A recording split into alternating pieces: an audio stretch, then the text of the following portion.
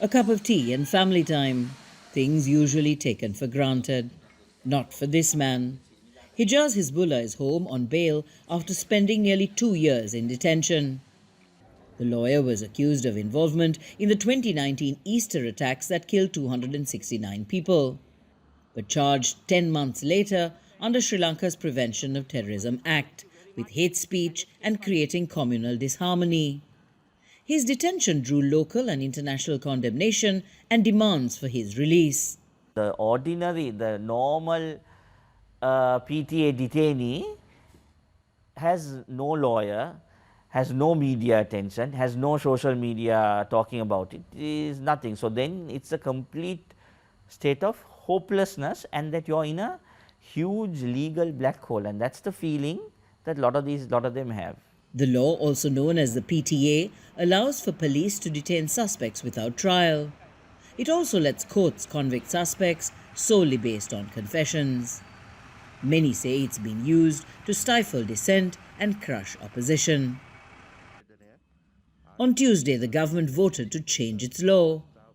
It follows years of pressure from home and abroad to repeal or change the 43-year-old legislation. That this amending legislation strikes a perceptive balance, having regard to all the changes which have taken place in our country during the last 43 years.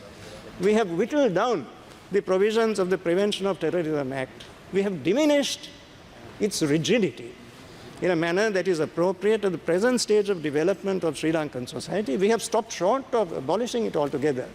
The Tamil National Alliance says the changes don't go far enough.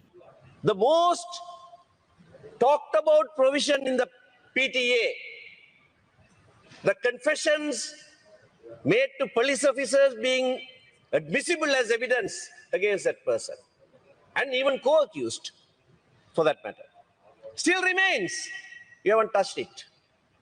Sumandiran's party has started a nationwide signature campaign urging the government to repeal the PTA.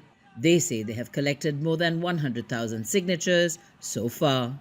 The government says the changes are a substantial improvement of the existing security law and has dismissed calls for a full repeal. But the opposition says it's an attempt to mislead everyone, saying the most worrying sections of the law are still intact. Minelle Fernandez, Aljazeera, Colombo.